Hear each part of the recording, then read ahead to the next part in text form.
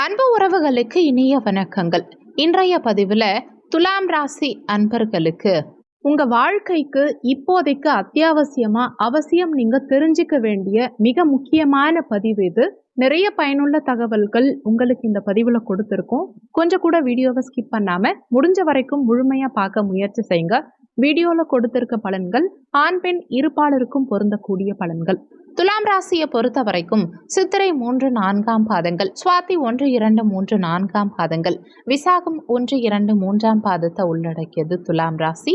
துலாம் ராசிக்கு அதிபதி சுக்கிர பகவான். வீடியோல சொல்லியிருக்க பலன்களை நல்லா கவனிச்சுக்கோங்க. இந்த 3 விஷயங்களை நீங்க தெரிஞ்சுக்கிட்டீங்கன்னா உங்க குடும்ப வாழ்க்கையை பத்தின ஒரு ஃபுல் கிளாரிட்டி உங்களுக்கு நல்லாவே கிடைக்கும். துலாம் ராசி தங்களை சுற்றி நிறைய பேர் இருந்தும் இல்லாத ராசி துலாம் ராசி. வாய்விட்டு அழுதாலும் பக்கத்துல இருக்கவங்க மதிக்க மாட்டாங்க. தனிமையில் வாழக்கூடிய ராசி துலாம் ராசி. மனசுல இருக்க வடு ஆறத்துக்குள்ள அடுத்த பிரச்சனை ரெடியா வந்துடும். துலாம் ராசிக்காரர்கள் மாதிரி இன்னைக்கு வாழ்க்கையில விட்டு கொடுத்து போகக்கூடிய பல பேர் இருந்தாலும் துலாம் ராசிக்கு மட்டும் திருமண வாழ்க்கையில கஷ்டம் ஒவ்வொரு படியிலும் ஏற்படுது. துலாம் ராசிக்காரங்க ரொம்ப சீக்கிரமா திருமணம் ஆனாலும் கஷ்டப்படுறாங்க, ரொம்ப லேட்டா திருமணம் ஆனாலும் கஷ்டப்படுறாங்க, திருமணம் ஆகுமா ஆகாதாங்கிற விஷயத்திலையும் கஷ்டப்படுறாங்க. இந்த 3 கேட்டகரியிலையுமே அதிகமா கஷ்டத்தை அனுபவிக்கிறவங்க யாருன்னா துலாம் ராசி அன்பர்கள் தான். இன்னும் ஒரு 3 கேட்டகரி சொல்லணும்னா, முதலில் திருமணம் செய்து தோல்வியுறுபவர்கள், அதுவும் இந்த துலாம் ராசிக்காரர்கள் தான். காதலில் தோல்வியுறுபவர்களும் இந்த துலாம் ராசிக்காரர்கள் தான். இந்த 2ஆம் திருமணம், அதாவது ஒரு வாழ்க்கை சரியில்லை, ஒரு காதல் சரியில்லை, 2வது ஒரு நபரை நம்பி பயணிக்கலாம் அப்படின்னு முதல் அடி எடுத்து வைக்கும் போது அதிலும் தோல்வி. இந்த 2ஆம் திருமணத்திலும் தோல்வி அடையக்கூடிய ராசி எதுன்னா துலாம் ராசி தான். ஒருத்தவங்களுக்கு வாழ்க்கையில பிரிவுங்கிறது 5 வருஷம், 1 வருஷம் இப்படி இருக்கலாம். ஆனா ஜஸ்ட் ஒரு 10 நாள், 5 நாள் இப்படிங்கிற விஷயத்துல ஒரு பிரிவினையை சந்திக்கக்கூடிய ராசி எதுன்னா துலாம் ராசி தான். காரணம், துலாம் ராசிக்காரர்களுடைய மனசை புரிஞ்சுக்கிட்டவங்க யாரும் கிடையாது. அதுவும் ரிஷப ராசியும் மீன ராசியும் சுத்தமா துலாம் ராசிக்காரர்களை புரிஞ்சிக்கவே மாட்டாங்க. அதனாலதான் துலாம் ராசி அன்பர்கள் ரிஷப ராசிக்காரர்களையும் மீன ராசிக்காரர்களையும் திருமணம் பண்ணக்கூடாது. துலாம் ராசி அப்படின்னா கொஞ்சம் ஸ்ட்ரெயிட் ஃபார்வர்டா இருந்தாலும் மனசுல ஆசை இருக்கும். நம்மளும் சமுதாயத்துல வாழணுங்கிறத விட நம்ம இவங்களுக்காக வாழணுங்கிற குறைந்தபட்ச ஆசையை கூட அவங்களால நிறைவேற்றிக்க முடியாது. நிறைய துலாம் ராசி அன்பர்களுக்கு எதுக்காக 2ஆம் திருமணம் நடக்குதுன்னு நினைக்கிறீங்க? அவங்க வேணும்னு போய் அதுல விழுறாங்கன்னு நினைக்கிறீங்களா? கிடையவே கிடையாது. அவங்க வாழ்க்கை அவங்கள ஒரு பள்ளத்துல கொண்டு போய் தள்ளுது. எப்படி மழை பெய்த உடனே அந்த மழை ஒரு பள்ளத்துல போய் தங்குதோ, அதே மாதிரி ஒரு வீட்டுல எந்த விதமான பிரச்சனைகள் இருந்தாலும் அந்த பிரச்சனை கடைசியா எங்க போய் முடியும்னா துலாம் ராசிக்காரர்கள் கிட்ட போய் தான் முடியும். ஏன்னா நல்லா செக் பண்ணி பாருங்க, இது பல பேருடைய வாழ்க்கையில நடந்தது. ஒரு வீட்டுல துலாம் ராசிக்காரர்கள் கம்முன்னு இருந்தாலும் சரி, பிரச்சனை தானா தேடி வரும், தானா பிரச்சனை உருவாகும். இன்னும் வெளிப்படையா சொல்லணும்னா துலாம் ராசிக்காரர்கள் ஆணாவோ பெண்ணாவோ யாரா இருந்தாலும் சரி, ஒரு வீட்டில் அமைதியா இருந்தாலும் அவங்க கூட இருக்கவங்க, அவங்க பார்ட்னராகவே கூட இருக்கட்டுமே, திருமணமானவர்களா இருக்கட்டும், இல்லை காதலர்களா இருக்கட்டும், இல்லை அன்பை செலுத்தி அதை இவங்க கிட்டயே சொல்லி இவங்களை ஏமாத்தி அந்த ஒரு வாழ்க்கைய மொத்தமா கெடுப்பாங்க பாருங்க. நரக வேதனையா இருக்கும்.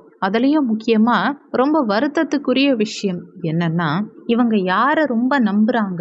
இல்லைங்க, உங்களுக்காக தான் நான் 2 குழந்தை கூட பெத்துக்கிட்டேன், உங்களுக்காக தான் என் வாழ்க்கையவே நான் தொலைச்சேன், உங்களுக்காக தான் என் வேலையே விட்டுட்டு வந்தேன், என் குடும்பத்தையே விட்டுட்டு வந்தேன், என் பசி மயக்கம் என்னுடைய கனவுகளை விட்டு வந்தும் கட்டுப்படக்கூடிய ஒரு ராசி துலாம் ராசி.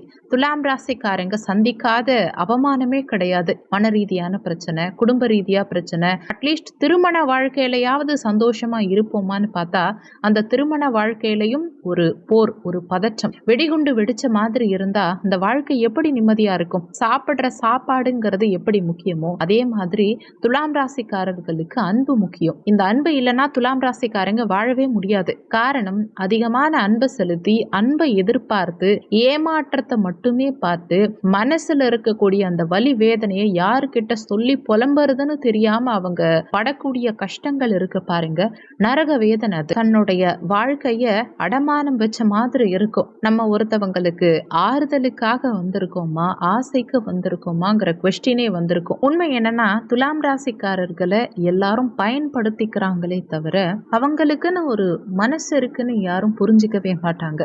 ஏன் பெத்தவங்க, கூட பிறந்தவங்க, கட்டினவங்க, பிறந்த பிள்ளையா இருந்தா கூட சரி, துலாம் ராசிக்காரர்கள் ஒரு பொருட்டா கூட மதிக்க மாட்டாங்க. ஒரு பொம்மையா தான் மதிப்பாங்க. துலாம் ராசிக்காரர்கள் என்ன ஷர்ட் போட்டாங்க அப்படின்னு ஆப்போசிட்ல இருக்கவங்க கிட்ட கேட்டு பாருங்களேன், கண்டிப்பா மறந்துடுவாங்க. திருமண நாள், ஏன் பிறந்த நாள், குடும்பத்துல நடக்கக்கூடிய சுப நிகழ்ச்சிகள் அனைத்தையும் ஞாபகத்துல வச்சுக்கிறது துலாம் ராசி. ஆனா துலாம் ராசிக்காரர்களுடைய பிறந்த நாளை மறக்கக்கூடியவங்க யாருன்னா அவங்க கூட இருக்கவங்க.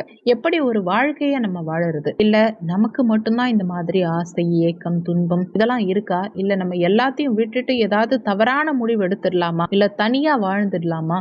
இல்ல நம்ம தான் தவறா யோசிக்கிறோமா அப்படின்னு தன்னை தானே அதிகமா கேள்வி கேட்கக்கூடிய துலாம் ராசி அன்பர்களே, நிறுத்தி நிதானமா இந்த ஒரு விஷயத்த நல்லா கேட்டுக்கோங்க. உங்களுக்கு அமைந்த வாழ்க்கை பிரச்சனை அப்படிங்கிறதுக்கு 3 காரணங்கள் இருக்கலாம். உங்களுக்கு சுக்கிர தசாவோ சுக்கிர புத்தியோ சுயஜாதகத்துல நடக்குதாங்கிறத பார்த்துக்கோங்க. அப்படி நடக்கும்போது குடும்ப வாழ்க்கையில பிரச்சனைகள் ஏற்படலாம். ஏன்னா குடும்ப ஸ்தானாதிபதிங்கிற செவ்வாயா இருக்கட்டும், அஷ்டமாதிபதியா சுக்கிரன் இருக்கார். செவ்வாய் தசா, செவ்வாய் புத்தி நடக்கக்கூடிய காலகட்டத்துல சில நேரங்கள்ல வேறொரு பெண்ணால ஆபத்துக்கள் ஏற்படலாம் குடும்ப வாழ்க்கையில. ஆனா அது நிரந்தரம் கிடையாது. அதே மாதிரி உங்க கலத்திர ஸ்தானத்துல கேதுவோ சுக்கிரனோ இருந்தா கண்டிப்பா திருமண வாழ்க்கையில ஒரு சலசலப்புங்கிறது இருக்கும். சூரியன், சுக்கிரன், கேது இருந்தா 2ஆம் திருமணத்தை நோக்கி நகரக்கூடிய சில பிரச்சனைகள் ஏற்படும். ஆனா அதை தவிர்க்கலாம். சுக்கிரன், செவ்வாய், கேது, சூரியன் இந்த 4 கிரகங்களும் ஒன்னா இருக்கும் பட்சத்துல திருமண வாழ்க்கைய நம்ம சமாளிக்கிறதே பெரிய டாஸ்கா இருக்கும். 11ஆம் இடம்ங்கிற லாபஸ்தானம், அதாவது சிம்ம மனையில சூரியன், சுக்கிரன், கேது, புதன் 4 கிரகங்கள்ல ஏதாவது 2 கிரகங்கள் அமர்ந்தாலே போதும், உங்க திருமண வாழ்க்கையில ஒரு ஆட்டம் வந்துடும். 4ஆம் இடத்துல சுக்கிரனோ கேதுவோ இருக்கும் பட்சத்துல திருமண வாழ்க்கையில தேவையில்லாத அந்நிய நபர்களுடைய தலையீடு காரணமா பிரச்சனைகள் ஏற்படும். சுக்கிரனுக்கு கேது பார்வையோ இல்ல சுக்கிரன் கேது இருந்து செவ்வாயுடைய பார்வை அவங்களுக்கு கிடைக்கும் பட்சத்துல திருமண வாழ்க்கையில ஒரு மோதல், விரிசல் ஏற்படலாம். செவ்வாய், சந்திரன், கேதுவுடைய பார்வை கிடைக்கும் போது வனவாசமான சூழல் உண்டாகலாம். சுக்கிரன் கேதுவுக்கு செவ்வாயுடைய பார்வை கிடைக்கும் போது அந்நிய ஒரு பெண்ணால உங்க குடும்பத்துல புயல் வீசலாம். இன்னும் வெளிப்படையா சொல்லணும்னா, நீங்க துலாம் ராசியில 3 நட்சத்திரங்கள் எந்த நட்சத்திரமா வேணா இருக்கட்டுமே, நீங்க பொறுமையா இருந்தது போதும். குரு கோச்சாரத்துல பாக்கியஸ்தானத்துக்கு வந்துட்டார். உங்க வாழ்க்கையுடைய கட்டமைப்புகளை நீங்களே உருவாக்கிக்கங்க. ஏன்னா இந்த 11ஆம் இடம் லாபஸ்தானத்துல கேது, ஞானக்காரகன் கேது சஞ்சாரம் செய்யறார். என்ன முடிவுகள் எடுக்கணும்னு நினைச்சாலும் அந்த முடிவுகளை எடுத்துருங்க, யோசிக்காதீங்க. ஆனா அந்த முடிவு பலமான முடிவாங்கிறத பாருங்க. உங்களுக்கு நிறைய லவ் ஃபெயிலியர் நடக்குதா? யோசிக்காதீங்க, இனிமே லவ்வே பண்ணாதீங்க. முதல் திருமணம் பண்ணணும்னு நினைக்கிறீங்களா? பண்ணிடுங்க. இந்த திருமண வாழ்க்கையில பிரச்சனையா இருக்கா? ஒரு முடிவெடுத்து பிடிச்ச நபரை, உங்க குழந்தைக்கு பிடிச்ச நபர் தாராளமா தேர்ந்தெடுங்க. இல்ல வாழ்க்கையில தனியா இருக்கணும்னு நினைக்கிறீங்களா? தாராளமா முடிவெடுங்க. ஆனா டிவோர்ஸ்ங்கிறது ஒரு முடிவு கிடையாது. 6 மாசம் பிரிஞ்சிருங்க, பிடிச்சிருந்தா அதுக்கப்புறம் கண்டினியூ பண்ணுங்க.